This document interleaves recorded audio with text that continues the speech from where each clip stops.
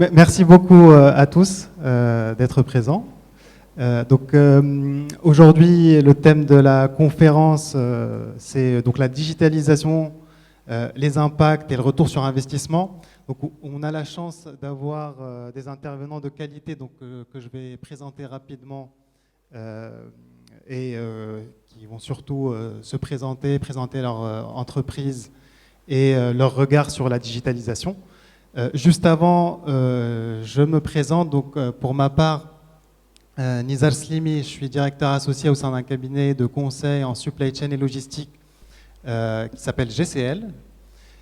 Donc, on est présent au Maroc, en France, au Canada, aux États-Unis, et on intervient sur des problématiques d'optimisation des stocks, de la planification, du transport, sur des sujets de process également autour de la logistique et de la supply chain. On a l'honneur aujourd'hui d'avoir parmi nous Monsieur Idriss Arabi, directeur des opérations import-export au niveau de Tangemed. Également Monsieur Jérôme Fleury, président du groupe Wixa, un des acteurs incontournables maintenant de l'EDI. On a Monsieur Samed Nour Derdek, qui est directeur achat logistique de SAESM, donc la filiale MRO de Safran. On a également avec nous Monsieur Hicham Filali Amin, qui est directeur commercial et développement au sein de la start-up marocaine Freterium, autour de l'optimisation du transport.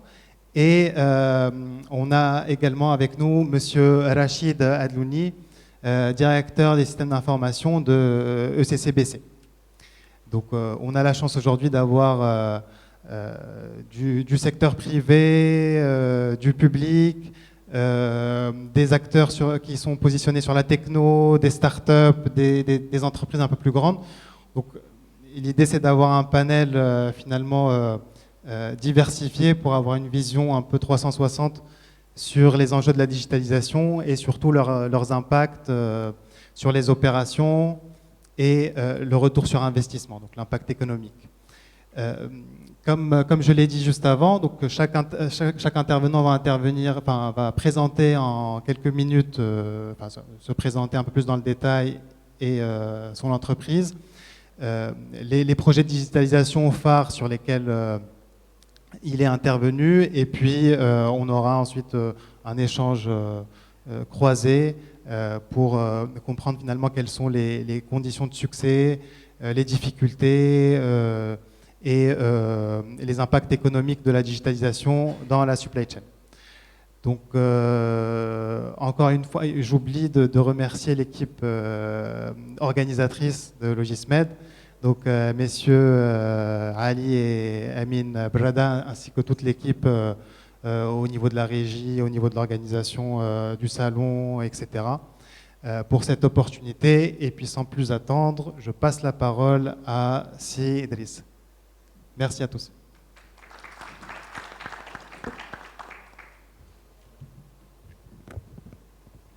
Bonjour à tous. Je remercie d'abord bien sûr les organisateurs par rapport à l'invitation. Ma présentation sera assez succincte. Je me présente d'abord, Idriss Arabi, directeur des opérations import-export à l'autorité portuaire Tangemed. Donc notre rôle au niveau de la direction import-export, c'est d'assurer en fait toute la gestion des flux, import, export, tout ce qui rentre et qui sort du port, la gestion des interactions entre les terminaux, avec les différentes zones d'activité de Tangemed.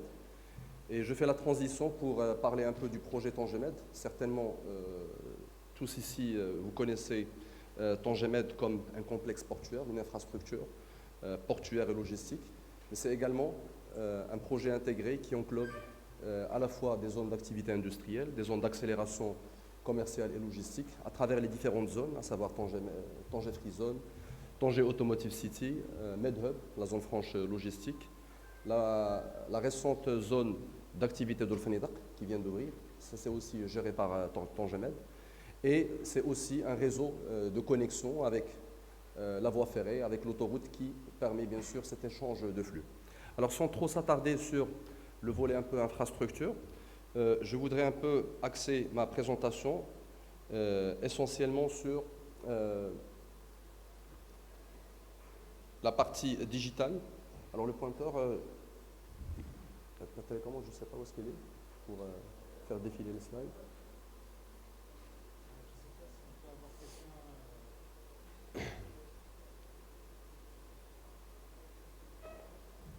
C'est bon, c'est bon. Ok. Donc, sur ce premier slide, je voudrais démarrer par une présentation globale du Port Community System. En fait, c'est toute la plateforme digitale que nous avons créée pour la gestion des interactions entre les différents opérateurs et intervenants au niveau de la plateforme portuaire. Alors, vous avez les importateurs et exportateurs, bien sûr les transitaires, les freight forwarders, les transporteurs, les organismes de contrôle, essentiellement l'administration des douanes, Morocco Foodex, l'ONSA, les services de contrôle sanitaire aux frontières, la DGSN et d'autres services de contrôle. Il y a bien sûr les opérateurs de terminaux. Donc, nous avons plusieurs terminaux au niveau du complexe portuaire, des terminaux concédés et d'autres qui sont exploités en propre par l'autorité portuaire Tangemed. Il y a bien entendu l'autorité portuaire au sens large du terme, à savoir la capitainerie du port, les services de pilotage, l'exploitant portuaire également. Et nous avons bien sûr les agents maritimes qui vont gérer toute l'interaction ou la relation avec les armateurs et les lignes maritimes qui fréquentent le port Tangemed. Donc l'idée derrière cette plateforme, c'était d'avoir une plateforme d'échange collaborative qui permet à ces différents partenaires de pouvoir interagir. Si je prends l'exemple de la gestion d'escale, donc c'est depuis la réservation d'escale, la commande des services au navire, eau, électricité, remorquage, l'amanage et autres. Pour un importateur-exportateur, c'est de pouvoir, bien sûr, faire la demande de transit portuaire, faire les opérations de suivi de sa traçabilité ou de l'avancement de son camion, de son conteneur au niveau du port. Pareil pour les transitaires transporteurs, donc ils ont besoin d'avoir à la fois cette traçabilité, mais également de pouvoir faire des échanges, par exemple tout ce qui est facturation, demande d'accès au port. Les organismes de contrôle également, donc on échange beaucoup de données, par exemple avec l'administration des douanes, donc notamment la déclaration en douane, qui nous permet d'avoir toutes les données relatives à la marchandise, le moyen de transport, la déclaration du moyen de transport, ce qu'on appelle communément le triptyque, et également par exemple pour Foodex, on va y arriver un peu dans le détail au niveau de la présentation.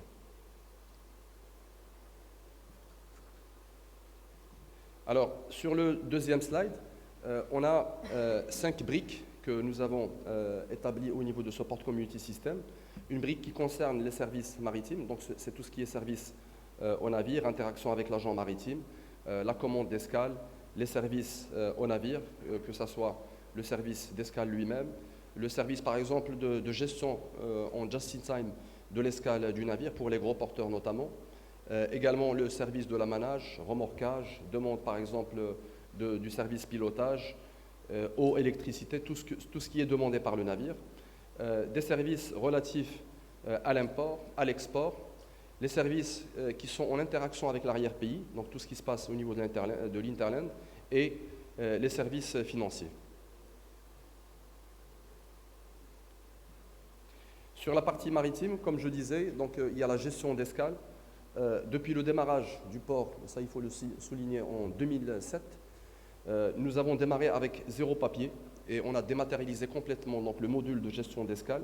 Donc tous les agents maritimes qui opèrent depuis avec Tangemed font leur réservation d'escale avec 0 papier et sur notre plateforme de gestion d'escale avec tous les services qui s'en suivent, les échanges de déclarations réglementaires, par exemple matières dangereuses, déclarations sanitaires, etc. Donc tout se fait sur la plateforme de gestion des escales.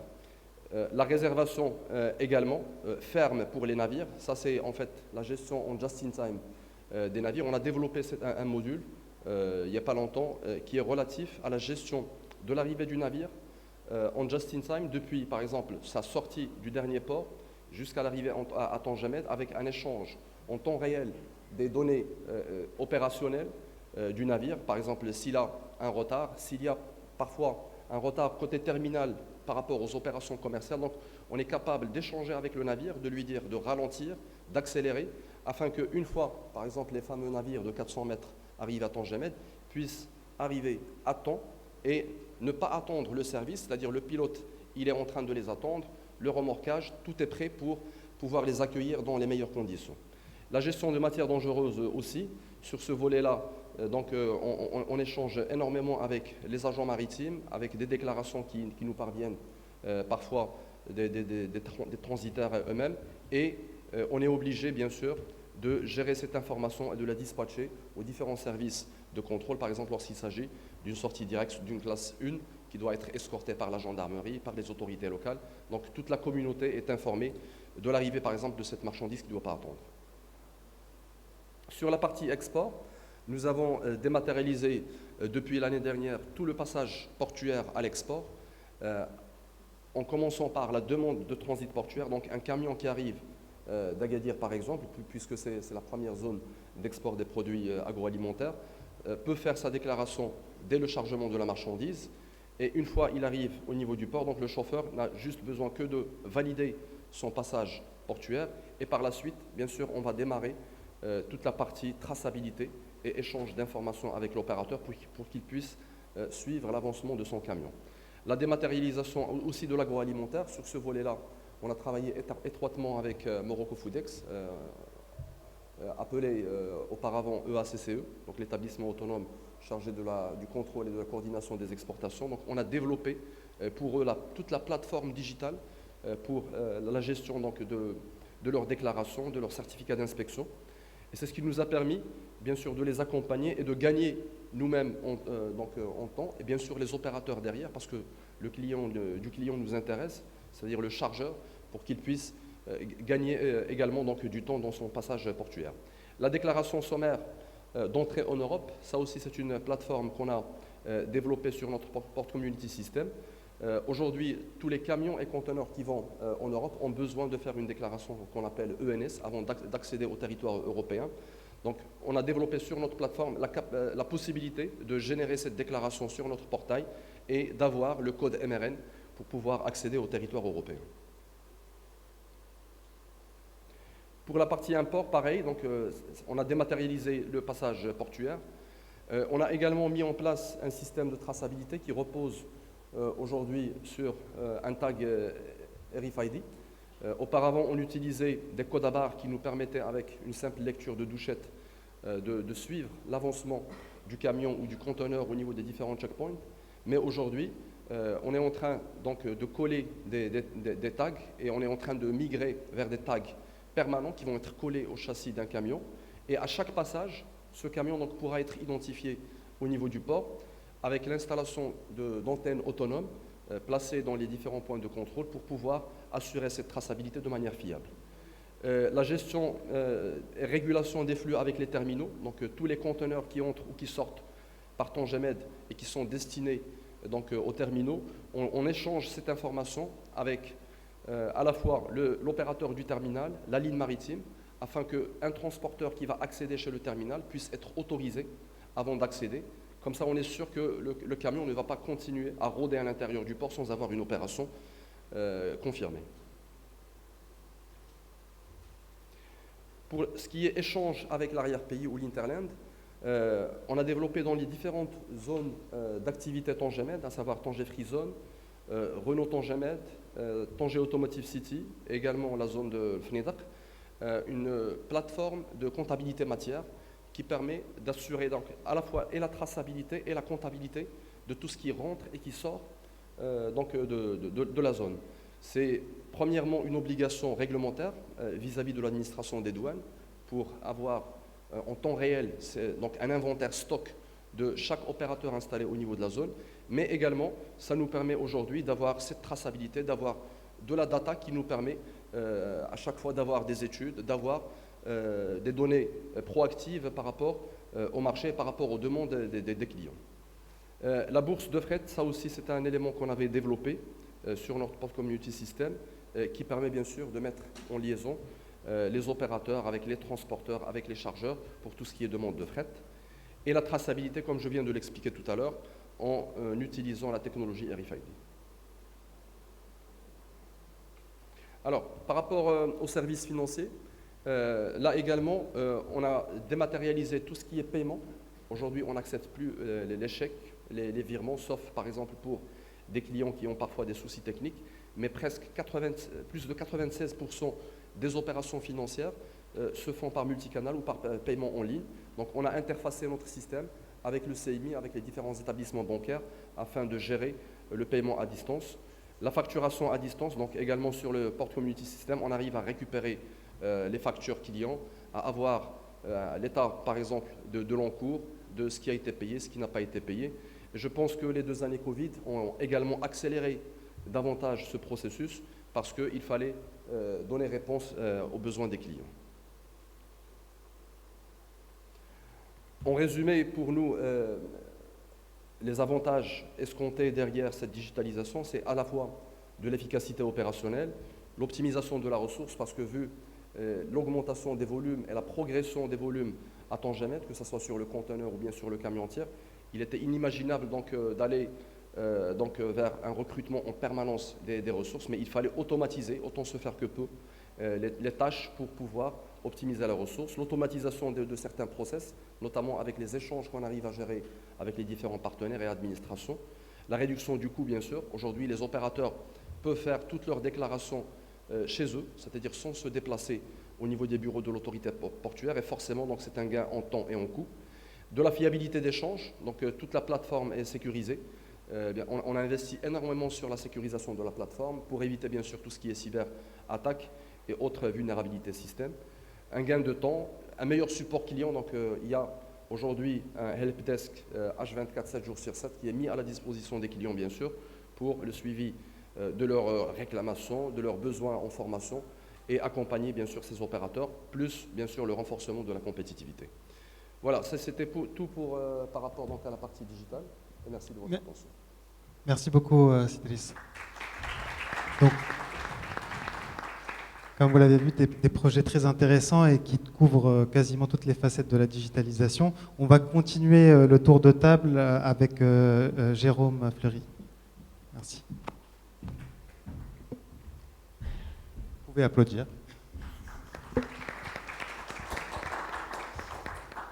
Bonjour à tous, merci. Donc Jérôme Fleury, je suis président du groupe Wixa.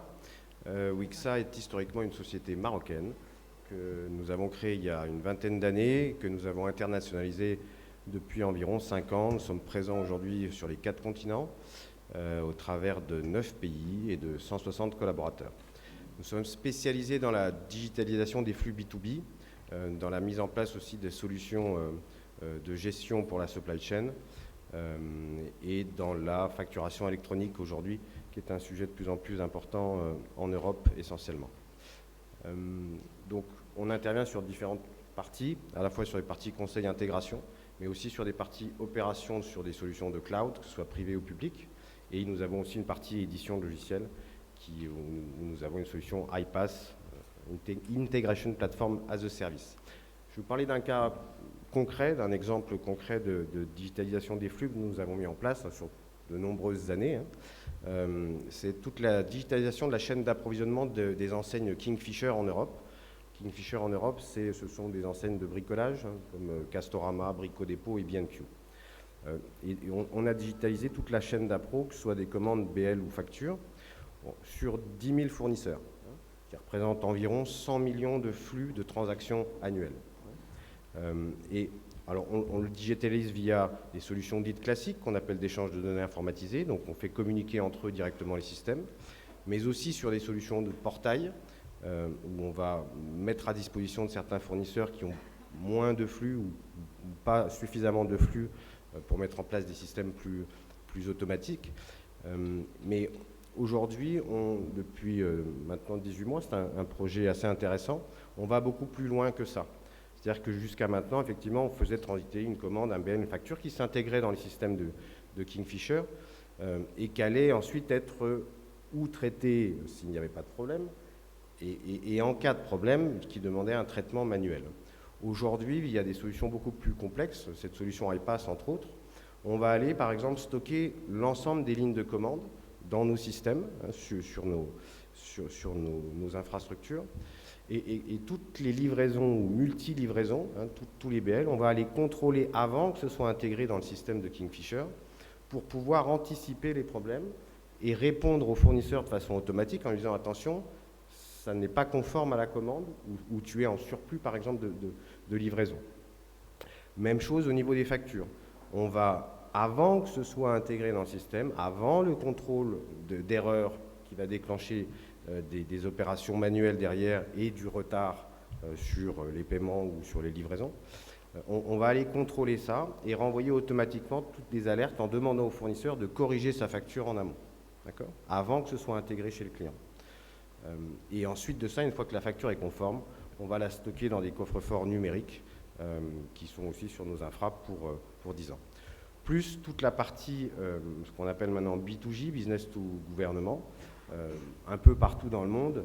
Les pays sont à différents, pas au même niveau d'avancement, mais aujourd'hui, sur certains pays, par exemple le Portugal est relativement en avance, aujourd'hui on n'a plus le droit, au-delà d'un certain nombre de chiffres d'affaires, d'envoyer des factures non électroniques. D'accord ?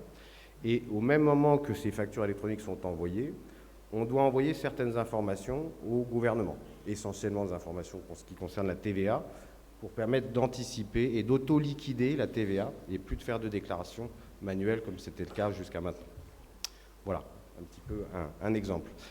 C'est environ 100 millions de transactions annuelles. Ça représente quand même des économies et des gains de temps et surtout d'anticipation d'erreurs extrêmement importantes. Je vous remercie. Très bien, merci beaucoup Jérôme.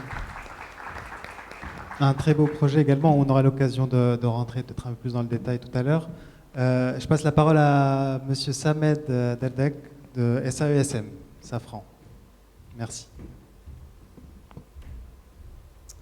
Merci Nizar. Bonjour tout le monde. Je commence par une petite présentation de moi-même et de l'entreprise Safran Aircraft Engine Service Maroc. Donc, je m'appelle Samed Derdek, je suis le directeur Supply Chain de Safran Aircraft Engines. Safran Aircraft Engine est une joint venture entre la Royal Air Maroc et le groupe Safran qui opère dans plusieurs on va dire secteurs de l'aéronautique, dont la réparation et la maintenance de réacteurs d'avion qui est la spécialité de la filiale Safran Aircraft Engine. Donc nous sommes une petite équipe de 200 personnes ici à Casablanca et nous travaillons, en fait on fait partie d'un réseau international qui s'étend sur les 5 continents et qui a pour vocation de garantir la navigabilité et la bonne maintenance des réacteurs d'avion CFM56 et la nouvelle génération, les moteurs LEAP. Ces moteurs, ils occupent en fait les moyens courriers, genre Airbus A320, A321 et les Boeing 737, 400 et 800. Globalement, notre mission au niveau de SAESM, c'est de recevoir des réacteurs d'avion, de les désassembler selon la demande de notre client. Nos clients sont généralement des airlines, comme la Royal Air Maroc elle-même, comme Air Arabia, comme Air Saoudi. Bientôt, nous aurons de nouveaux clients très connus au niveau mondial, comme Ryanair et comme LATAM en Amérique latine. Et en fait, le challenge qui se pose à nous, c'est que nous devons garantir tout d'abord la sécurité de ces opérations de maintenance, parce que comme vous le savez, dans le monde de l'aéronautique, le mot d'ordre est la sécurité et la navigabilité des équipements. Donc pour ça, on doit assurer une traçabilité irréprochable de toutes les opérations et de toutes les pièces que nous montons sur nos moteurs. Et c'est là où intervient en fait la digitalisation pour donner un grand coup de main et pour assurer une veille et une surveillance H24 et à toutes les étapes des opérations. Donc le premier projet sur lequel nous avons travaillé pendant les 3 dernières années, c'est la dématérialisation de tout ce qui est certificat de pièces aéronautiques. Dans le domaine aéronautique, une pièce ne vaut rien si elle n'est pas accompagnée d'un certificat qui atteste sa navigabilité.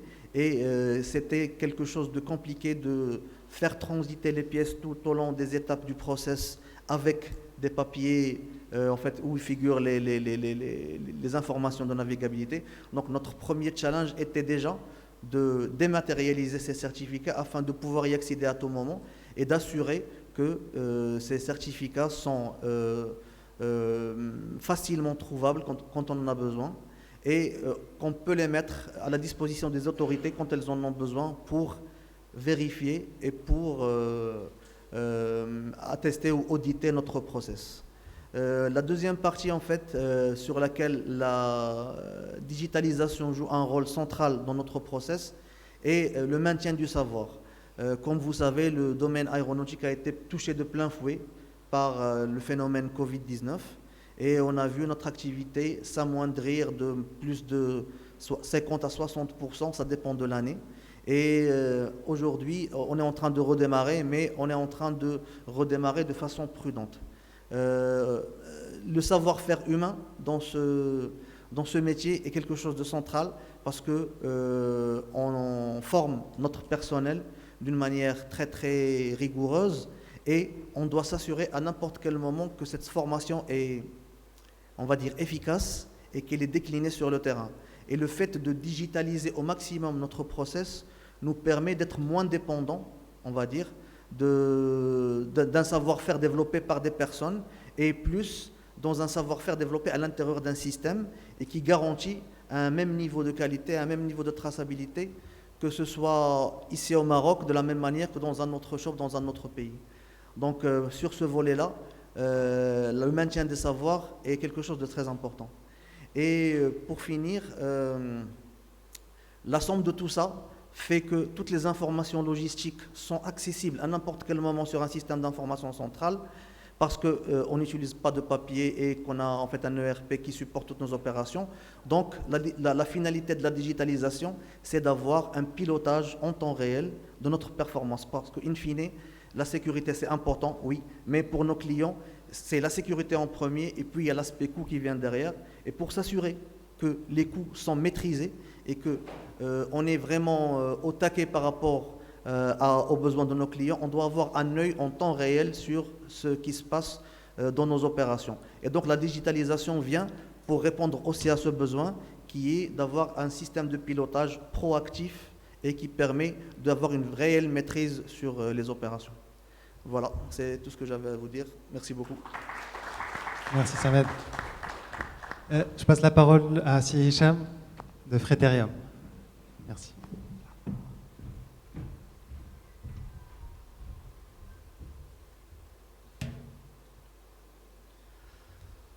Bonjour à tous. Tout d'abord, merci Nizar pour animer cette réunion avec la qualité des différents copanélistes. Merci à vous aussi de partager vos projets.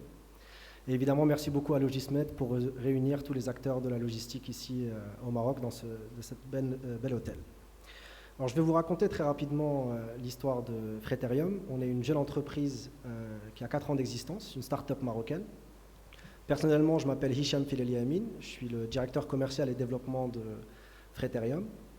Et en 2018, les 2 cofondateurs, après avoir passé plusieurs années dans soit des cabinets de conseil spécialisés en logistique, soit auprès de grands industriels dans les départements logistiques, ont identifié 4 problématiques majeures que rencontrent possiblement plusieurs personnes dans la salle, mais principalement donc tous les acteurs de la logistique. Premièrement, il y a un manque de visibilité par rapport à différents flux logistiques et où se trouvent les marchandises. Deuxièmement, la difficulté de planifier correctement l'ensemble des flux logistiques, surtout quand il s'accrue avec l'émergence donc, du e-commerce ou typiquement lors des dernières années avec le Covid, où les clients consomment de plus en plus de produits à domicile et donc ont besoin d'une expérience client augmentée et améliorée. Et donc du coup, la qualité de livraison devient partie inhérente donc, de la qualité du produit qu'ils consomment et de l'expérience client. Et donc tout cela a permis à l'équipe de Frétérium d'identifier 4 tendances. Premièrement, un besoin, donc, comme je l'ai dit, de visibilité, mais aussi un besoin de communication accrue entre les différents acteurs de la chaîne logistique, que ce soit le donneur d'ordre, que ce soit le transporteur, que ce soit le logisticien lui-même, ou bien le consommateur final, pour savoir à tout moment où se trouve la commande, où se trouve le produit, et aussi pour pouvoir communiquer en temps réel avec les différents acteurs. Enfin, la dernière tendance, c'est autour de plus de visibilité, et aussi avoir plus de data pour pouvoir avoir des reporting et pouvoir prendre de meilleures décisions plus tard. Et donc toutes ces analyses, et avec plus de 2000 entretiens avec des acteurs de la logistique au Maroc et à l'étranger, ont donné naissance à Freterium. Alors qu'est-ce que Freterium? Freterium, c'est une entreprise marocaine qui a développé et commercialisé aujourd'hui un logiciel qui permet donc d'optimiser et planifier les commandes des donneurs d'ordre ou des opérateurs logistiques, qui permet de les suivre en temps réel sur une application mobile et enfin de communiquer en temps réel justement avec les différents acteurs de la chaîne logistique. Enfin, il y a aussi un module de reporting qui permet donc d'analyser les résultats. Cette solution est en SaaS et donc elle permet aux acteurs de la logistique de l'installer sans trop d'investissement IT. Donc il n'y a pas de serveur à mettre à jour, pas d'équipe de consulting à inviter pour refondre l'organisation IT historique de l'entreprise. Donc c'est très rapidement installable et surtout, en termes de valeur ajoutée, ça permet très rapidement donc, de permettre aux entreprises d'avoir des équipes équipées avec de bons outils pour prendre de meilleures décisions en termes d'optimisation des coûts logistiques, avoir une meilleure performance des opérations logistiques, d'aller plus vite, mais surtout de mieux servir ses clients. Un client qui est informé est un client qui est rassuré. Un client qui est informé est un client qui peut mieux planifier lui-même ses process internes. Et surtout, un client informé, c'est un client qui se sent partie intégrante de l'opération. Et donc cet aspect collaboratif est très important pour Freterium, parce qu'on sait que le secteur de la logistique est avant tout un secteur humain. Il y a beaucoup d'opérateurs qui entrent en jeu dans une opération logistique. Et donc les réunir tous ensemble dans une même plateforme pour qu'ils puissent communiquer leur permet justement d'échanger sur les bonnes pratiques et de pouvoir créer des relations qui vont permettre de faire croître la relation commerciale entre les différents acteurs. Enfin, le dernier point que je voulais rajouter, c'est qu'évidemment, Freterium est une solution technologique qui permet donc d'améliorer, comme je vous l'ai dit, l'optimisation des coûts et aussi qui permet d'optimiser aussi les opérations logistiques. Mais ça permet aussi finalement aux utilisateurs de ce logiciel, qu'ils soient par exemple des spécialistes donc, de la logistique comme les 3PL ou les transporteurs, de donner une meilleure qualité de service à leurs clients. Et donc non seulement il y a un gain en termes de réduction de coûts, mais il y a aussi une marketabilité de ces entreprises qui leur permettent donc de gagner de nouveaux marchés. Et c'est la même chose pour les donneurs d'ordre. Pouvoir avoir une solution technologique qui permet donc d'améliorer la qualité de service, c'est une meilleure satisfaction client. Et comme on le sait tous, un client satisfait est un client qui rachète vos produits. Donc voici en résumé l'histoire donc, de Freterium. On est dans le pavillon, donc n'hésitez pas à nous rendre visite si vous avez plus de questions. Merci à tous. Merci Hicham. Très belle start-up marocaine. Et enfin, Sir Rachid, directeur des systèmes d'information au ECCBC. Merci.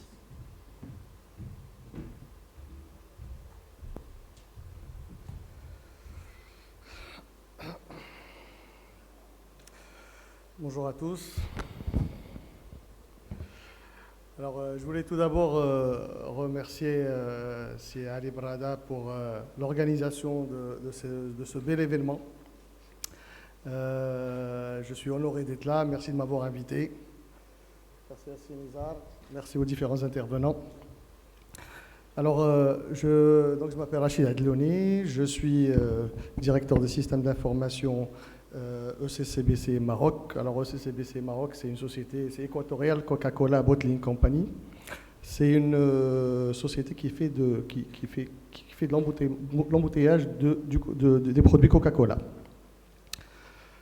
Alors qu'est-ce que c'est? Donc on va produire, on a des usines pour produire le coca, on le commercialise, on le distribue et on le transporte de nos agences, de nos usines à nos agences, à nos clients. Donc nos points de vente, nos GMS et dans le traditionnel pour nos épiceries, etc. Et c'est comme ça que vous avez la possibilité de l'avoir au niveau de vos points de vente à côté de chez vous. Donc aujourd'hui, pour ma part, je voulais parler de digitalisation. Et pour ça, je voulais revenir un peu en arrière sur pourquoi on a commencé à parler de digitalisation. Ça vient d'abord de certains moments où il y avait la mondialisation. On a commencé à parler de mondialisation, on a commencé à parler de globalisation, qui sont finalement l'ouverture des marchés. Donc l'ouverture de l'économie nationale à un marché plutôt international.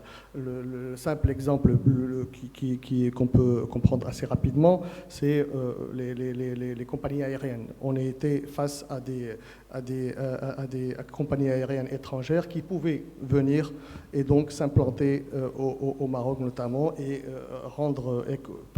créer de la compétitivité au niveau de nos sociétés. Donc quand on parle de digitalisation, on parle de compétitivité finalement.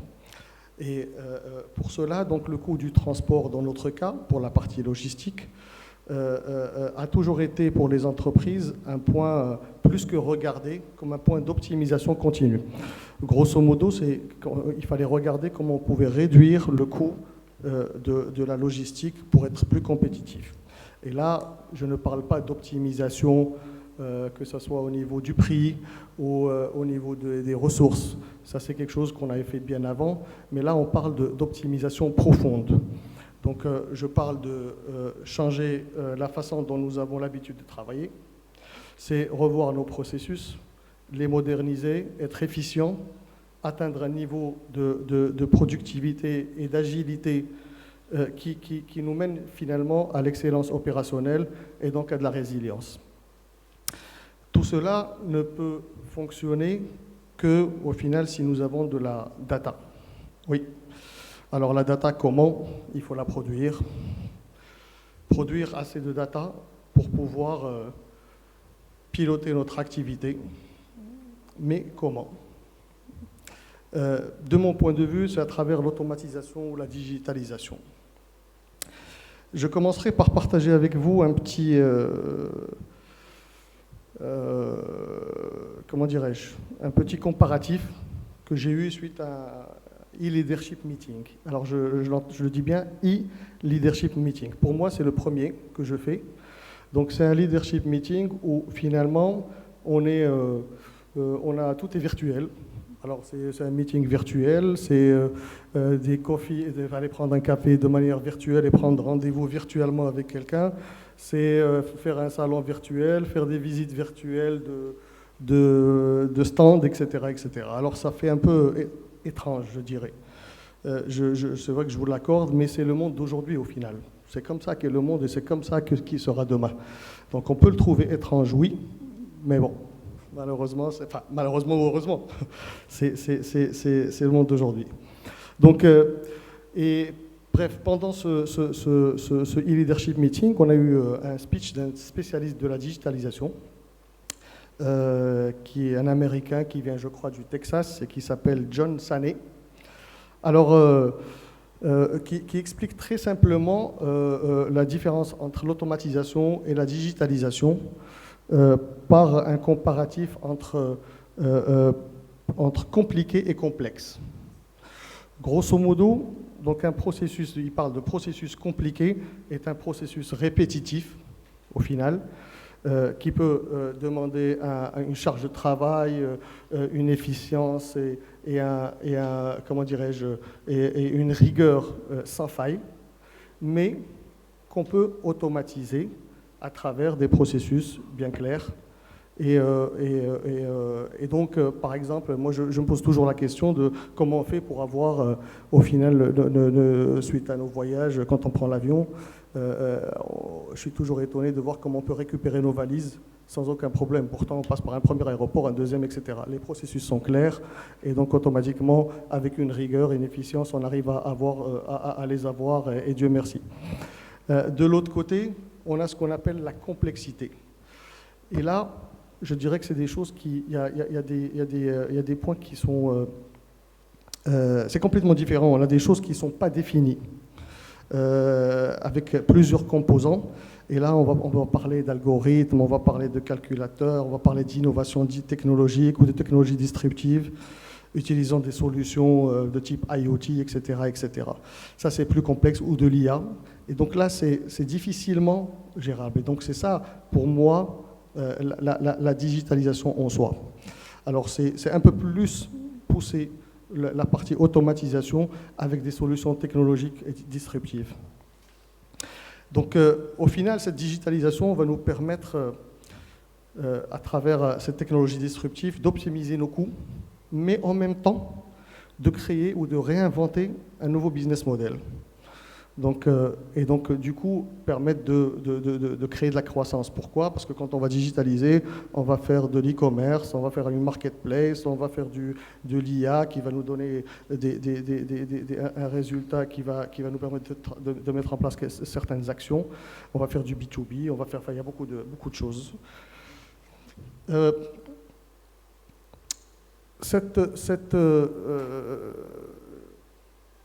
Bon, peut-être que je vais m'arrêter là, mais je voulais parler un peu de la digitalisation et de ses piliers. Je pense que Nizar, on va en parler tout à l'heure. Donc voilà, je vous remercie. Merci, Sébastien. Merci à tous. Donc, c'était intéressant de voir des différentes perspectives. Donc, globalement, l'ensemble des intervenants, vous avez mis en avant les motivations, les impacts. On a parlé de traçabilité, de compétitivité, de productivité, de réduction de coûts. Je pense que les motivations de la digitalisation sont à peu près claires pour tout le monde. On sait qu'est-ce qu'on va venir chercher quand on met en place ces leviers. Ce qui serait intéressant peut-être, c'est de savoir quelles sont les difficultés que vous avez rencontrées et si vous deviez refaire vos projets respectifs, quelles auraient été les décisions ou les éléments que vous auriez fait différemment.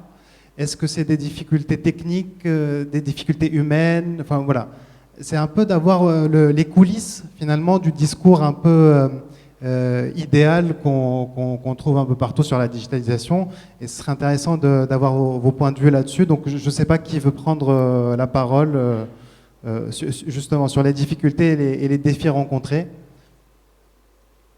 Si Idriss. Oui. Alors, ce que je voulais dire par rapport à ça, par rapport à un contexte de port dans lequel on a une grosse communauté qui interagit.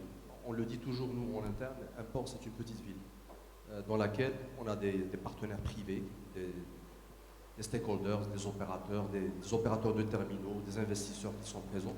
On a également des services et des administrations qui représentent un peu l'État, qui représentent le service public. Et à partir de là, lorsqu'on veut s'inscrire dans un projet de digitalisation, par exemple, de notre propre expérience, la première difficulté, c'est qu'on avait des opérateurs à des niveaux de digitalisation et de numérique qui sont très disparates. Donc il y avait des opérateurs privés de rang mondial, comme par exemple les lignes maritimes, les opérateurs de terminaux, qui étaient très en dessus donc, de la moyenne, si on veut dire, avec beaucoup de moyens d'investissement, avec beaucoup de moyens matériels, également bien sûr de la ressource humaine qualifiée pour pouvoir accompagner les projets de digitalisation, mais également on avait des opérateurs de PME, PMI qui opéraient avec nous, des transitaires, des transporteurs, des freight forwarders, qu'il fallait accompagner. Donc il y a eu un effort très important en termes d'accompagnement de cette communauté, de formation, de mise à niveau, pour pouvoir bien sûr embarquer avec nous ces partenaires, et afin qu'on puisse réussir donc bien sûr le projet de digitalisation en fait des processus portuaires. Certainement ça nous a pris plus de temps parce qu'il fallait embarquer avec nous à peu près une communauté de 1000 opérateurs donc, qui étaient concernés par le passage portuaire. Mais Dieu merci, donc avec l'effort de tout un chacun, que ce soit les équipes en interne, que ce soit les opérateurs eux-mêmes, on a même eu à faire des formations chez les clients. Donc on s'est déplacé chez les opérateurs, chez les clients, pour faire des formations et les accompagner donc, pour la mise en place de ces différents briques et modules du Port Community System. Il y a également, bien sûr, tout le redimensionnement de notre plateforme technique. Donc on démarrait peut-être avec des process internes de finance, de comptabilité, de gestion d'escale, etc. Et il fallait bien sûr prendre avec nous donc, toute la communauté dans le Port Community System. Donc il fallait revoir tous nos serveurs, nos firewalls, notre cybersécurité, pour pouvoir être à niveau et supporter bien sûr cette charge transactionnelle donc, qui allait être mise en place dans notre système. Et dernièrement, et ce n'est pas des moindres, c'est la difficulté à trouver la ressource. Aujourd'hui, je pense que ici tout le monde le sait, les profils qui sont orientés vers le digital, vers le IT, vers la cybersécurité, etc., c'est des profils qui se font de plus en plus rares. Je parle bien sûr de talents et d'ingénieurs et de personnel qualifié, sont de plus en plus rares à trouver.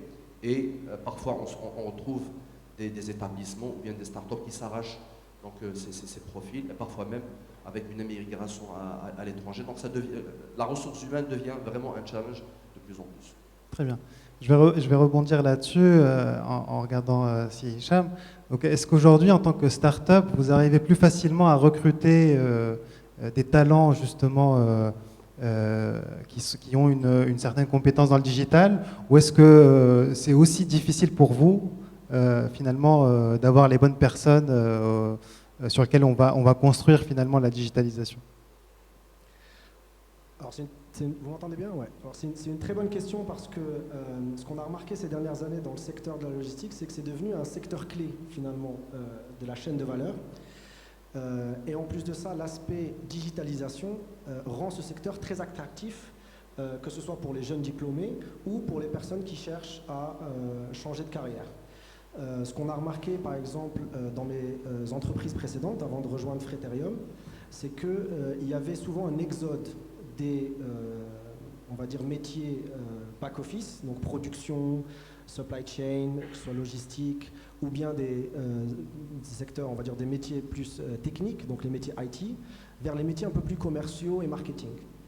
Et là, ce qu'on remarque depuis ces dernières années, c'est que justement, c'est plus l'aspect opérationnel qui commence à attirer, comme je l'ai dit, les jeunes diplômés ou bien les personnes des entreprises, parce qu'ils y voient un intérêt de développer de nouvelles compétences qui sont très actuelles aujourd'hui. Le e-commerce, qui est un peu le secteur qui a chamboulé, on va dire, le marché mondial ces dernières années, est fondamentalement basé sur une maîtrise de la chaîne logistique. Donc travailler dans un opérateur e-commerce en logistique, c'est un peu le Graal finalement.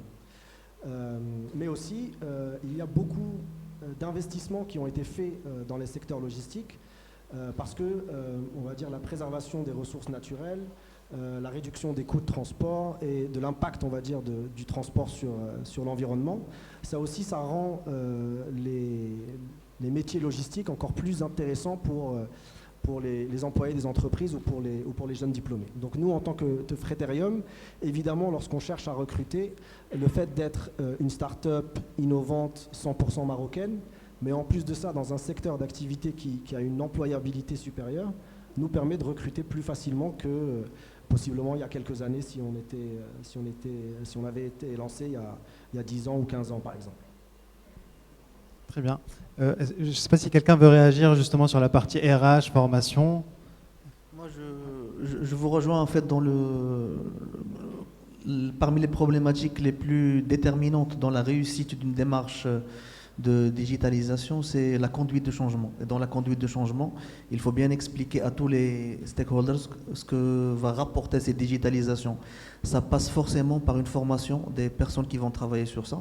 Et ça passe aussi par l'embarquement de tous les partenaires, du fournisseur au client du client. Donc il faut que tout le monde soit au même niveau. Donc il faut qu'il y ait un alignement par rapport à cette vision tout au long de la chaîne. Et je crois que c'est un facteur qui peut déterminer la réussite ou non d'une démarche de digitalisation. Le deuxième facteur, à mon sens, qui est très important, c'est le choix de la solution technologique, parce qu'aujourd'hui, on doit faire des choix qui soient évolutifs dans le temps, parce que la vitesse avec laquelle nous évoluons dans ce secteur est tellement vertigineuse qu'une solution qui est aujourd'hui opérationnelle peut devenir caduque du jour au lendemain. Donc il faut avoir cette vision en fait, d'évolution et d'adaptabilité de ces solutions par rapport aux futurs besoins que nous aurons dans pas très longtemps. Voilà.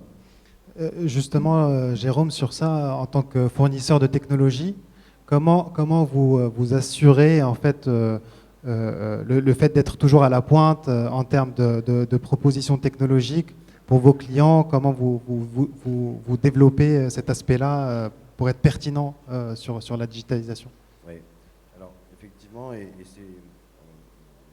même si on a nos propres solutions, mais aujourd'hui on travaille sur l'ensemble des solutions du marché. pouvoir d'abord avoir une veille globale et vraiment répondre aux besoins du client effectivement au jour J, mais dans le futur. On ne se limite pas à quelques solutions. Aujourd'hui, on est obligé de travailler sur l'ensemble des solutions du marché pour anticiper, prendre de l'avance et répondre réellement aux besoins du client. C'est essentiel, parce que c'est vrai que ce sont quand même des projets disruptifs, hein, oui, il y a de la technologie, mais ce sont des projets process, métier, business, et avec effectivement beaucoup de conduite de changement et d'accompagnement.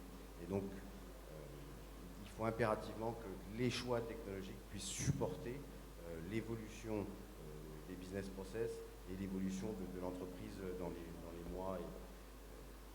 Avant, on parlait d'années, hein, Ouais. Aujourd'hui, on parle dans les mois qui viennent. Et concrètement, donc ça passe par de la veille, du rachat de technologies. Alors, on a des parties vraiment où on travaille avec l'ensemble des acteurs aujourd'hui, on a peut-être 25 partenaires technologiques concurrents potentiellement, mais qui ont des spécificités et effectivement de la veille et de proposer la meilleure solution au client. Très bien. Si Rachid, ton point de vue justement sur les difficultés sur la partie RH, la partie technique? Alors, de mon côté, je les split en 4 points. Le premier point, c'est ce qu'on peut appeler toute la partie customer-centric. Pour qu'une digitalisation puisse fonctionner, on a besoin que le client soit au centre de cette digitalisation. Maintenant, le client, on ne peut plus s'arrêter à aller lui vendre quelque chose. Ça ne suffit plus. Maintenant, qu'est-ce qu'il faut? Il faut que le client, il a besoin de plus. Il faut une expérience client qu'on doit lui vendre. Et cette expérience client, elle passe par son positionnement au sein de l'idée de digitalisation. J'avais entendu quelqu'un dire dernièrement, alors je ne l'ai pas vu bien évidemment, mais que Amazon, dans sa table ronde pour prendre des décisions, elle laissait une chaise vide. Grosso modo, pour dire, voilà, cette chaise vide, c'est le client, il n'est pas là, mais pensez-y tout le temps, avant de prendre n'importe quelle décision. Donc ça, pour moi, le deuxième point, c'est la partie people, et on en a parlé, là, c'est la partie change management. Bien évidemment, il faut, pour moi, changer de mindset. On ne peut pas demander à des gens dans une entreprise d'appliquer la digitalisation comme on le pense. Non, il faut les former, il faut les accompagner, il faut les faire adhérer à la digitalisation. Et je pense que ça passe par la formation, ça passe par ce changement de mindset qui est vraiment important. Il faut qu'on rentre dedans. Et rien ne se fait sans la partie people et les ressources. Ensuite, je dirais qu'il y a la partie technologie. Et donc cette partie technologie disruptive qui finalement, alors on peut dire qu'elle est étrange, on n'y comprend pas grand-chose, mais on l'utilise parce qu'on a besoin d'aller de l'avant. On a besoin d'avancer. C'est comme un peu, c'est ce qu'on a parlé des NFTs, où là, on vend des petits tableaux, des petites figures, etc. sur Internet à $100 000. C'est un truc incroyable. Mais pourtant, ça existe. Et puis les gens le font. Et puis ça réussit. Et puis ça marche. C'est incroyable, hein, mais c'est la réalité. Donc la technologie, effectivement, elle a beaucoup à faire là-dedans, et des solutions type de l'IA, etc., etc. Généralement, souvent, les gens ils cherchent à la comprendre. Mais c'est difficile, parce qu'on commence à travailler manuellement ou en automatique, et là, après, on fait rentrer de la technologie disruptive, et on s'attend à ce que les personnes essaient de comprendre si le résultat est bon ou pas. Non, ça nous dépasse. Et donc, à un moment donné, il faut bien la travailler, il faut bien penser la solution, mais elle nous fait avancer de manière, elle nous fait créer en plus de la valeur ajoutée et de la croissance. Alors, il y a un deuxième point, c'est ce qu'on peut appeler la data-driven. Grosso modo, c'est la data, sans quoi on ne peut rien faire. Aujourd'hui, la data, on commençait par la master data, le prix, le client, etc., etc. Et puis après, on arrive à un niveau où on va récupérer les informations parce qu'on a donné une solution mobile à notre livreur, par exemple, sur le terrain. Et c'est comme ça qu'on crée de la data, donc à travers notre ERP ou à travers des IoT. Comment rendre un frigo smart? Un frigo smart peut nous donner de la data. Un frigo simple, on récolte rien du tout. Et donc avec ces données qu'on peut avoir au niveau du frigo ou autre, on arrive à créer au final avec de la big data, avec de l'IA, avec peu importe, on arrive à commencer à donner de la data, à proposer de la data à nos dirigeants, à nos entreprises, pour qu'ils puissent prendre de la décision. Et donc, pour finir sur ce point-là, au final, la data reste et restera la richesse de nos entreprises. Voilà. Et justement, est-ce que vous partagez ce point de l'idée que finalement, le dénominateur commun sur l'ensemble des projets de digitalisation, finalement, c'est la collecte d'une donnée fiable et surtout de l'exploitation pour la prise de décision. Est-ce qu'au final, c'est pas ça qui est l'élément commun entre dématérialiser des process administratifs, de la traçabilité ou de l'RFID, de la BI, enfin l'ensemble des sujets dont on a parlé? Je sais pas, Samed? Je me permets de réagir sur ce point. Mon expérience personnelle dans ce domaine m'a montré que le fait d'avoir la bonne data, la bonne information, permet d'être prédictif par rapport à ce qui va se passer par la suite dans le futur. Et le fait d'être prédictif, ça tend à faire gagner de la confiance vis-à-vis de ses clients. Un fournisseur qui s'engage sur un délai ou bien sur un budget et qui arrive à le respecter, même si au début le client n'était pas très friand de la solution, mais qui sait qu'il peut compter sur ce fournisseur pour lui délivrer ce qui a été promis au bon moment, c'est une valeur sûre. Et ça construit un business pour le futur.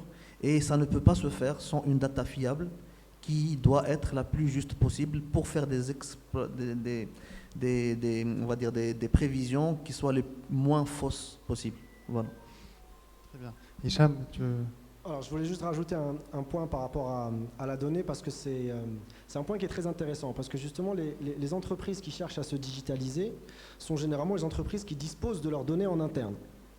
Et donc généralement c'est des entreprises qui vont vouloir utiliser cette donnée pour prendre de meilleures décisions et en tirer un maximum de bénéfices. Et généralement les entreprises qui ont cette donnée-là ont tendance à vouloir créer eux-mêmes les solutions digitales, parce qu'une solution digitale n'est qu'un outil finalement, et l'input ça va être la donnée qui est déjà présente, et l'output ça va être donc une meilleure décision pour améliorer des indicateurs de l'entreprise. Et justement, il ne faut pas se tromper. Lorsqu'on est une entreprise qui dispose de beaucoup de données, ça ne veut pas forcément dire qu'on a les compétences en interne pour construire la solution adaptée pour utiliser cette donnée-là. Il y a une statistique qui est assez frappante dans le domaine du système d'information, c'est que 9 projets de développement de solutions IT en interne sur 10 échouent. Il y en a un seul qui réussit, et généralement c'est parce que c'est des solutions qui sont développées en interne qui sont très simples. Et donc justement, être conscient qu'on dispose de la donnée en interne, mais surtout être conscient que ce n'est pas notre cœur de métier de construire une solution IT pour utiliser cette donnée-là. C'est aussi une force de pouvoir s'appuyer sur des experts dans le secteur qui vont fournir une solution qui doit être adaptée, évidemment, pour utiliser cette donnée, pour comprendre le process interne, comprendre les spécificités du marché, comprendre les compétences techniques des équipes. Ça va permettre justement de mieux implémenter la solution plus rapidement. Mon collègue de Wixa précisait tout à l'heure qu'on ne parle plus d'années, et même dans le domaine digital aujourd'hui, parler de mois, ça reste long. Les entreprises maintenant, on parle en semaines, on parle en livraison, on parle plus d'heures ou de jours, on parle de minutes. Et donc justement, les projets IT aussi, on doit s'appuyer sur les experts du marché qui vont aider les entreprises à construire la solution adaptée aux besoins identifiés. Très bien. Sur Tangemed, par exemple, Idriss, vous avez pris quel choix là-dessus? Est-ce que c'est plutôt des solutions qui sont développées en interne? Vous avez un écosystème de partenaires? Quel a été le positionnement par rapport à ça? Alors, l'expérience à Tangemed, c'est un mixte. En fait, il y a des projets sur lesquels on a pris des références mondiales, par exemple sur la gestion des escales, sur la partie finance, partie trésorerie, comptabilité et autres. et sur d'autres modules, du moment où on est en train d'agir sur un secteur qui est assez pointu, donc la gestion d'une autorité portuaire ou des opérations dans un port. Donc sur d'autres volets, donc, on a fait de la customisation, on a fait du développement spécifique, donc adapté à nos besoins, parce qu'il faut le dire également, Tangemed, il a un statut particulier parce qu'on est à la fois un port, mais un port franc. Donc on est à l'intérieur d'une zone franche. On a aménagé des zones de contrôle douanier qui sont à l'extérieur du port, donc extraites de la zone franche. Donc tout est concentré dans la même zone. Donc on a par exemple une zone dédiée pour l'export, une autre dédiée pour l'import. Et du coup, donc, on a fait un mix des deux. Mais ce que je voudrais souligner également, c'est que à chaque fois, on a essayé de construire des briques au fur et à mesure, c'est-à-dire au lieu d'attendre à atteindre une perfection et d'avoir un gros module donc, qui englobe toute l'activité portuaire, à chaque fois, donc, il fallait capitaliser sur une expérience, bien sûr en s'appuyant énormément sur une approche bottom-up. Donc les personnes qui travaillent sur le terrain, c'est eux qui vont remonter le besoin parce qu'ils sont en contact direct avec nos clients et opérateurs. Et leurs propositions donc, sont par la suite discutées avec les équipes IT. Donc c'est le métier qui exprime le besoin. Le département IT donc, va traduire cette demande ou ce besoin en module. Et une fois donc, on va le tester et le fiabiliser, donc, on aura un module et au fur et à mesure, donc, on va construire de nouvelles briques qui vont venir se greffer sur tout l'écosystème de notre port community system. Voilà. Très bien, donc un peu dans une logique itérative, agile, où on construit petit à petit les solutions. J'imagine, Jérôme, côté Wixa, c'est un peu le modèle aussi sur lequel vous travaillez avec vos clients, le côté agile dans la livraison des solutions. Oui, clairement. Mais je reviens juste sur un point, effectivement, il y a, sur la partie data, ça dépend des typologies de projets de digitalisation. Déjà dans la digitalisation, c'est d'avoir de la data numérique au moment où on en a besoin.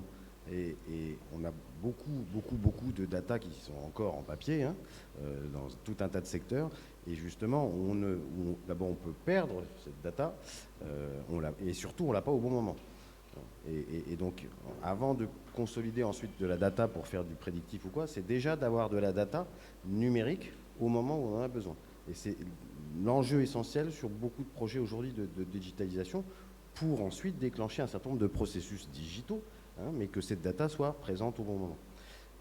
Donc oui, effectivement, après on accompagne nos clients et ça va très très vite. Là, ce matin, des intervenants parlaient justement, par exemple, de la volatilité des prix de matière. Et aujourd'hui, nous, on est en train de travailler avec un grand partenaire éditeur sur des parties de blockchain, sur des parties, bon, traçabilité, ça on connaît déjà un petit peu, mais sur des parties smart contract. Parce qu'aujourd'hui, ça va tellement vite dans la volatilité des prix de matière que les prix sont renégociés, si ce n'est pas toutes les semaines, tous les jours.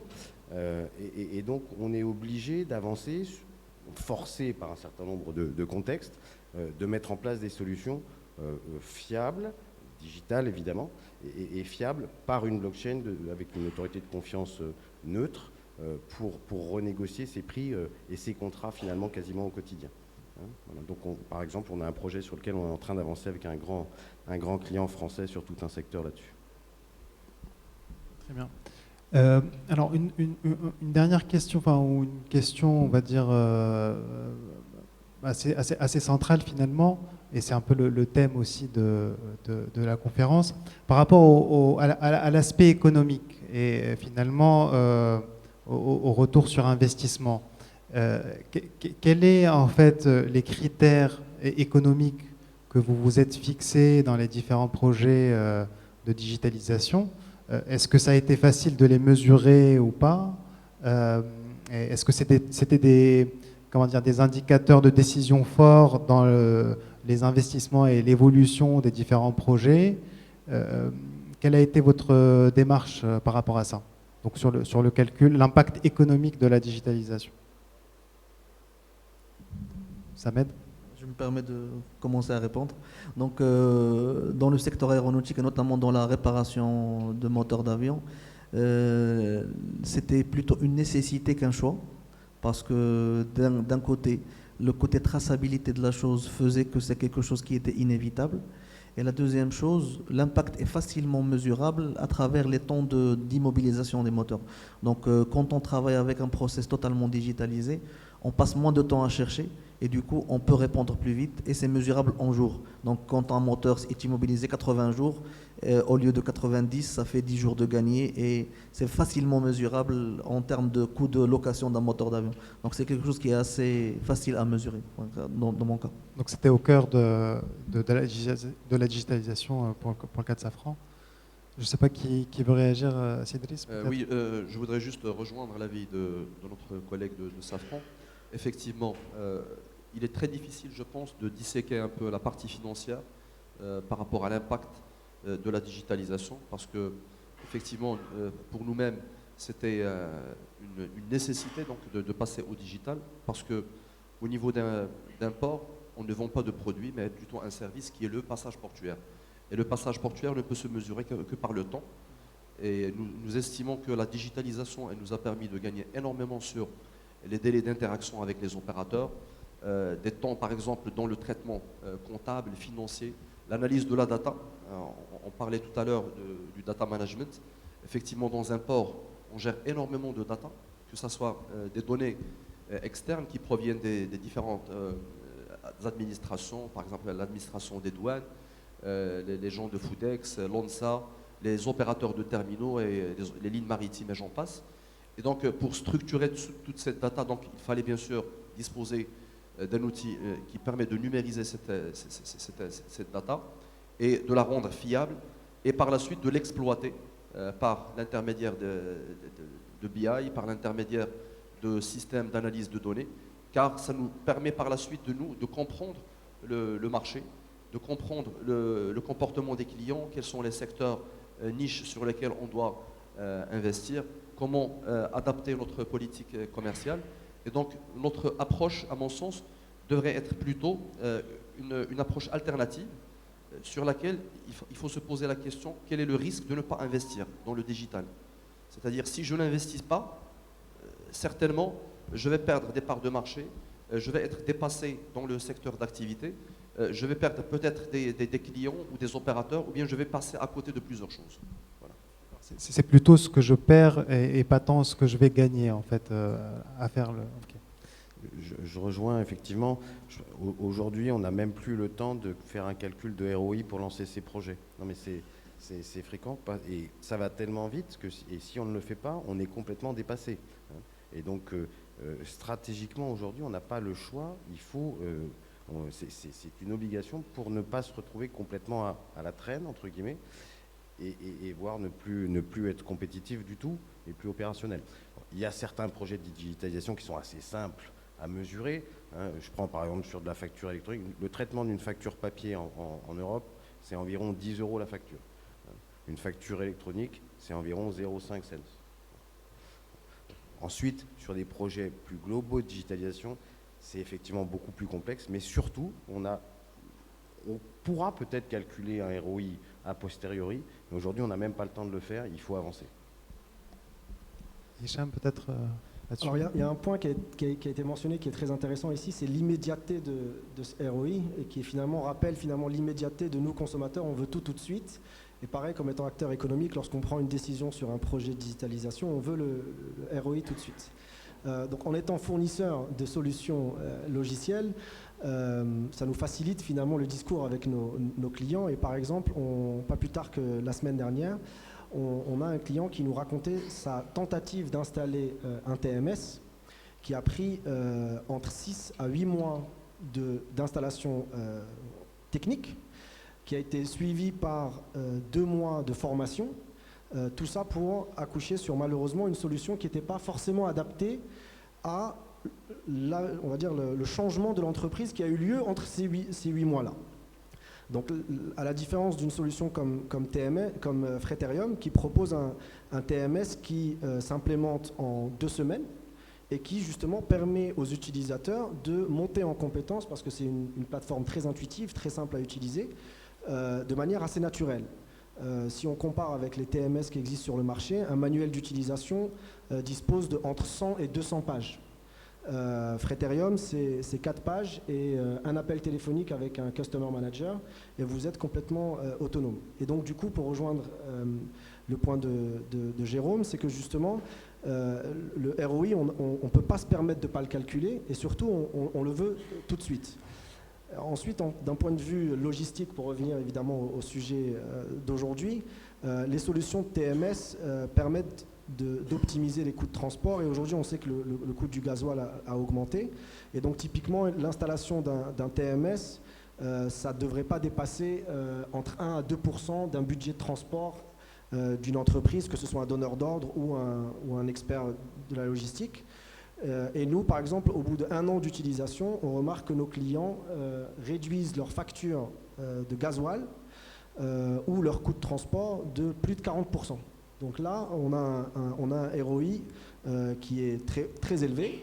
En moyenne, les TMS permettent d'obtenir au bout d'1 an entre 15 et 20%, on va dire, de ROI. Mais sur certains cas particuliers, lorsque les flux logistiques sont mal maîtrisés, lorsque les camions sont sous-utilisés et lorsque le coût du gasoil grimpe comme ces derniers mois, installer une solution simple de TMS permet d'obtenir un ROI assez rapide. Et le dernier point qui est assez intéressant, c'est que installer une solution comme un TMS ou de manière générale un projet de digitalisation, ça permet de rendre l'utilisateur un peu plus confiant dans son action et dans son rôle à jouer dans l'entreprise. Et typiquement, les solutions digitales dans le secteur logistique permettent de donner un peu plus la voix finalement aux fonctions logistiques dans l'entreprise et qui permettent donc justement de définir un peu les stratégies ou de participer, on va dire, à la définition des stratégies de l'entreprise. Donc le ROI dépasse finalement l'impact économique direct, mais ça permet la montée en compétence des différents métiers de l'entreprise, ça permet de gagner de nouveaux marchés grâce à une meilleure opérativité logistique. Donc les débouchés finalement vont plus loin finalement que le ROI à court terme. C'est ça, c'est-à-dire qu'il y a des gains qui ne sont pas visibles tout de suite, qui sont indirects. Si Rachid, en tant que directeur des systèmes d'information, c'est des aspects, j'imagine, sur lesquels vous êtes sensible, le retour sur investissement dans les investissements SI, IT, etc. Comment vous faites par rapport à ça pour estimer, est-ce que vous le faites et c'est quoi votre position? Je pense qu'on est tous alignés pour dire que on peut faire une estimation, mais au final, tout dépend du projet. Parce que si c'est une petite digitalisation, une grosse opération, etc. Quand c'est une grosse opération, on ne sait même pas vers quoi on va, on ne sait même pas quel résultat on va avoir, si ça va fonctionner, si ça va plaire, si ça va marcher, etc. Donc on est loin de pouvoir faire un ROI, de mon point de vue. Et en plus de ça, je dirais que une fois cette digitalisation mise en place, premièrement, on commence à en tirer les bénéfices de suite. Pourquoi? Parce que premièrement, on gagne en productivité. On gagne en traçabilité, ça c'est sûr. Et on gagne en excellence opérationnelle et en standardisation. Aujourd'hui, imaginez que vous mettez je sais pas, un projet de digitalisation, par exemple de TMS, où on a les caristes d'un côté et de l'autre, dans une ville ou dans une autre, qui travaillent différemment, qui, face à un problème, réagissent différemment. Il y a une perte de productivité incroyable. Et ça, on n'arrive pas à l'estimer. Et donc, c'est pour ça que finalement, le ROI, c'est un ensemble de choses. Il n'est pas qu'économique, que financier. On y arrive au final. Mais c'est après avoir fait le 360 de l'opération. Et je pense que, on en a parlé tout à l'heure en disant que la digitalisation, finalement, il faut franchir ce pas-là parce qu'on n'a pas le choix et qu'on sait qu'on va y gagner et on le sent dans toutes les solutions qu'on met en place. Alors, des fois, on ajuste, des fois, etc., mais on y arrive, Très bien. Alors, on arrive à la fin là, de la conférence. On va prévoir quelques minutes pour les questions. Je ne sais pas s'il y a des questions dans la salle. Si vous voulez réagir, si vous voulez faire des... Oui. Est-ce qu'on peut, au fond de la salle?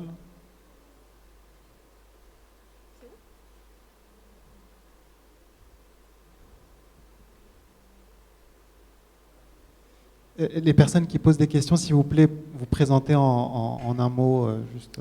Je m'appelle Oumnia, donc je suis étudiante en master psychosocial et je suis en train de faire une recherche sur la digitalisation. Je suis aussi responsable logistique. Donc mon intérêt est surtout sur l'implémentation de la digitalisation dans des entreprises multinationales ou bien des entreprises qui sont en train de développer, surtout en logistique. Je voudrais surtout vous poser la question, peut-être au niveau de nos chers directeurs, de parler de ce souci de comportemental. Comment, au sein de vos entreprises, que ça au sein de Port-en-Gémet, comment vous avez pu implémenter cette digitalisation? On parle beaucoup du secteur IT et de tout ce que vous êtes en train de parler au ROI, mais l'un de vous a parlé de changement de mindset, changement de pouvoir fédérer ces gens-là. Quels sont les outils que vous avez mis au sein de votre département pour pouvoir fédérer ces gens-là et leur dire comme quoi cette digitalisation, elle porte la productivité, l'efficience et le gain de temps. Mais ces gens-là, ils sont en train de voir comment, est-ce que vous avez fait des formations, est-ce que vous avez, je ne sais pas. Moi, je suis en train de chercher ça. Je vais le découvrir peut-être dans 2 mois, mais peut-être c'est un shortcut si vous me répondez par rapport à cela. Le côté relationnel et humain, c'est ce qui m'importe le plus dans cet aspect digital. Voilà, merci beaucoup. Merci. Samet, tu veux réagir? Merci pour cette question. Moi, je dirais que le premier ingrédient pour embarquer et fédérer déjà le personnel qui travaille sur le process dans une démarche de digitalisation, c'est de faire participer les gens à la conception de la solution. Ce n'est pas une solution qui va être en top-down, mais plutôt en bottom-up. Donc les gens, on les écoute, on a conscience des difficultés opérationnelles qu'ils rencontrent au jour le jour, et à partir de ces difficultés, on imagine des solutions qui vont être en adéquation avec une montée en productivité, accompagnée la digitalisation au service de la productivité. La deuxième chose, à mon sens, c'est le volet formation. On ne peut pas espérer avoir un embarquement des personnes dans un tel process de changement et de changement profond sans qu'ils soient formés correctement et initiés à toutes les spécificités de ce changement. Et la troisième chose, à mon sens, c'est donner du sens à ce qu'on fait, c'est-à-dire expliquer l'intérêt de cette démarche dans la vie de tous les jours de ces personnes. Parce que moi, personnellement, si je ne vois pas d'intérêt à changer de manière de faire, je ne vais pas forcément le faire. Ce n'est pas pour la beauté du changement, mais pour un intérêt clair et palpable sur mon quotidien. Voilà. Donc je crois que ces 3 points sont fondamentaux, à mon sens, pour garantir une réussite d'une démarche de digitalisation. Quelqu'un veut compléter Oui, pour compléter et pour parler de l'expérience Port-en-Gémet, alors parmi les facteurs clés de succès, premièrement, il va falloir un engagement des différentes parties prenantes, et l'engagement démarre premièrement par le top management, c'est-à-dire que le management de la société doit être engagé dans la démarche. Dans notre cas, nous avons un président qui vient du secteur du IT, donc il était le premier engagé dans cette démarche. Et d'ailleurs, même dans la déclinaison de la stratégie digitale, donc on avait dressé, bien sûr, les différents projets structurants et prioritaires. On les a classés. On s'est mis d'accord, bien sûr, de manière collégiale avec les collaborateurs, avec les parties prenantes, sur la priorisation de tel ou tel axe.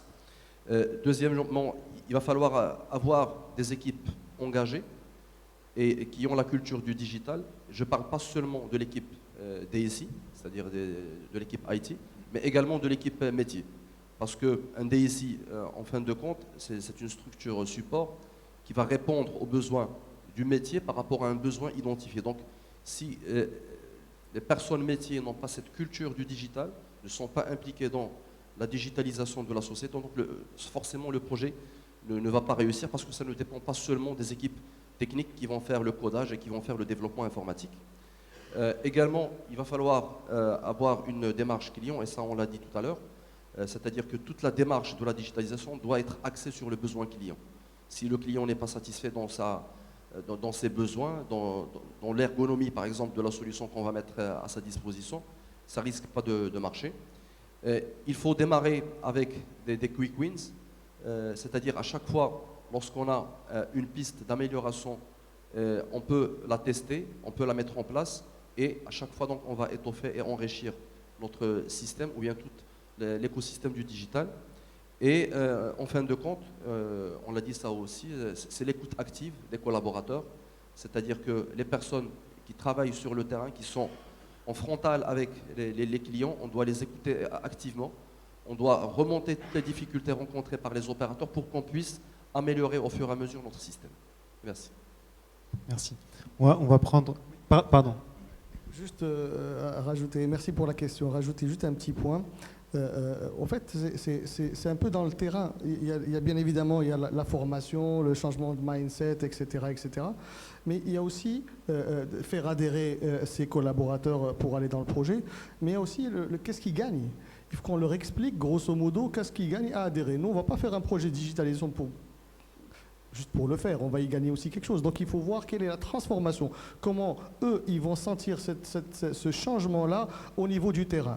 Je prends un exemple, un livreur qui va sortir pour aller livrer un produit et qui le fait à un point de vente par exemple, et qui le fait manuellement, le point de vente lui dit je ne veux plus le quart de ce que j'ai commandé. Qu'est-ce qu'il va faire? Il va commencer à calculer manuellement, il va se planter, il va etc., etc. Donc là, on va pouvoir l'équiper avec des handhelds, par exemple, avec une solution qui va lui permettre de tout mesurer. Donc on va lui faciliter la tâche énormément. Et c'est à ce moment-là qu'il va y voir le gain, et c'est à ce moment-là qu'il va y voir finalement de l'intérêt. Et c'est comme ça qu'ils y adhèrent et qu'on avance tous ensemble.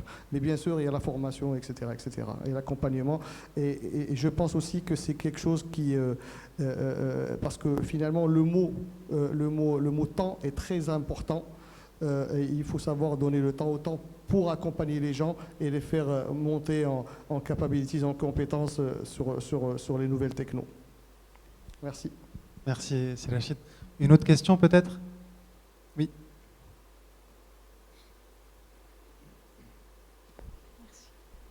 Alors, bonjour tout le monde, c'est Houda Shafiq, fondatrice et gérante de la société Shafiq Logistique pour le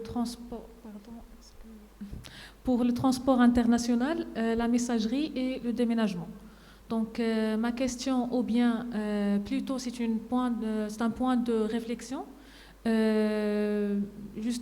Comment bénéficier et profiter d'une bonne digitalisation dans un secteur plein d'intermédiaires et commissionnaires. C'est-à-dire, d'après mon expérience, il est difficile de connaître parfois qui est le client final ou le demandeur de prestations finales. Donc il y a plein de commissionnaires, beaucoup d'intermédiaires. Ce que rendre l'expérience de digitalisation ou de travail avec une plateforme ou bien très difficile. Et c'est ça la question ou bien le point de réflexion. Merci. Merci. Donc c'est comment digitaliser dans un écosystème très hétérogène avec des parties prenantes qui ne sont pas forcément sur les mêmes technologies, etc. Je ne sais pas, quelqu'un veut prendre la... Oui.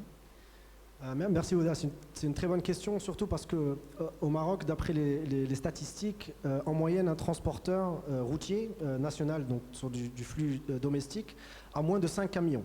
Donc ça veut dire qu'un consommateur de flux logistique travaille avec beaucoup de transporteurs et parfois donc travaille avec des intermédiaires, donc qui vont connecter un demandeur d'ordre, un donneur d'ordre avec une société de transport final. Donc nous, dans l'aventure Freighterium, comment est-ce qu'on a proposé donc une solution pour répondre à ta question? C'est que dans un premier temps, la solution est une solution collaborative. C'est-à-dire que la personne qui donne l'ordre ou la personne qui va de transport ou la personne qui va transporter la marchandise sont clairement identifiées dans la plateforme. Et donc une personne qui se connecte sur la plateforme sait qui a demandé à transporter la marchandise et qui est-ce qui transporte effectivement la marchandise. Donc lorsqu'il s'agit de marchandises à haute valeur ajoutée ou des marchandises précieuses par exemple, c'est très important de savoir qui est le responsable, parce qu'on a envie de justement éviter d'être perdu, on va dire, dans les intermédiaires lorsqu'il y a un souci. En plus de ça, le consommateur final aussi a besoin donc d'informations en temps réel. Et donc sur la plateforme de Freterium par exemple, les chauffeurs sont aussi ajoutés. Et donc ça permet de communiquer en temps réel avec le chauffeur pour savoir où est-ce qu'il se trouve. Et lorsqu'il y a du retard, essayer de comprendre pourquoi, même s'il y a de l'avance, d'en connaître la raison, pour pouvoir informer aussi le consommateur final. Donc ça, c'est d'un point de vue directement solution, qu'est-ce qu'on propose à l'écosystème. Mais en plus de ça, et là je regarde en face de moi Reda Fakir, qui est le directeur donc réseau chez Freterium, qui a lancé une initiative la semaine dernière qui s'appelle le Fretwork. Alors qu'est-ce que le Fretwork? C'est le premier think tank spécialisé dans la logistique au Maroc qui invite tous les transporteurs à des conférences mensuelles pour justement créer ce réseau, que ce soit des transporteurs en direct avec les donneurs d'ordre ou aussi les entreprises qui font de la commission donc de flux logistiques. Et ça permet donc justement de créer un peu plus de transparence dans ce secteur d'activité. Donc ça s'appelle le Fretwork. Et Reda est juste ici au premier rang si tu as besoin de plus d'informations par rapport à ce sujet. Mais aussi, il y a un point qui est assez important, et là je rejoins ce que disait mon collègue ici, c'est que c'est important donc de motiver les acteurs de la logistique et leur faire participer à des initiatives comme ça et leur donner des solutions technologiques, leur permet de monter en compétences. Et pourquoi pas commencer à être un peu moins dépendant d'intermédiaires et plus aller directement gagner des marchés, améliorer leur manière de travailler, de se connecter directement avec d'autres acteurs du secteur logistique pour partager des bonnes pratiques et mieux faire finalement le travail. Donc leur gain à eux direct, il est évidemment économique, mais c'est aussi un gain humain, donc de se sentir vraiment bien équipé pour performer dans leur rôle de tous les jours. Merci Hicham. On va prendre une dernière question et de toute façon après les intervenants restent ici, donc on pourrait développer un peu plus. Oui.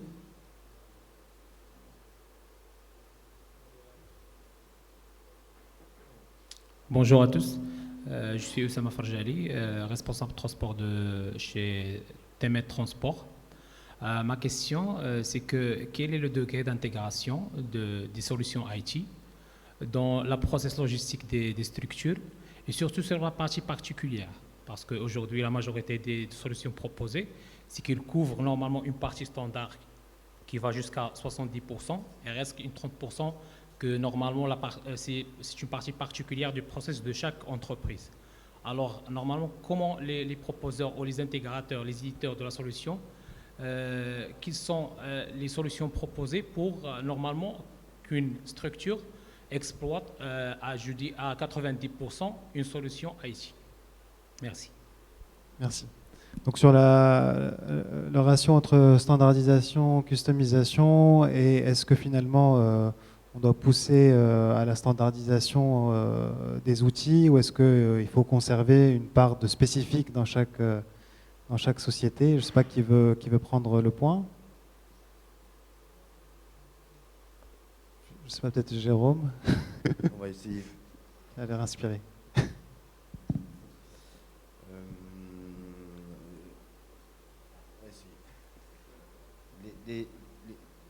Aujourd'hui, on conseille et on préconise vraiment des outils standards. Ça ne veut pas dire qu'on standardise la même façon de travailler dans toutes les sociétés. Un bon outil doit être un outil qui doit pouvoir s'adapter sans faire de spécifique. Aujourd'hui, on a quand même des richesses technologiques importantes pour ne pas imposer des façons de travailler avec nos outils.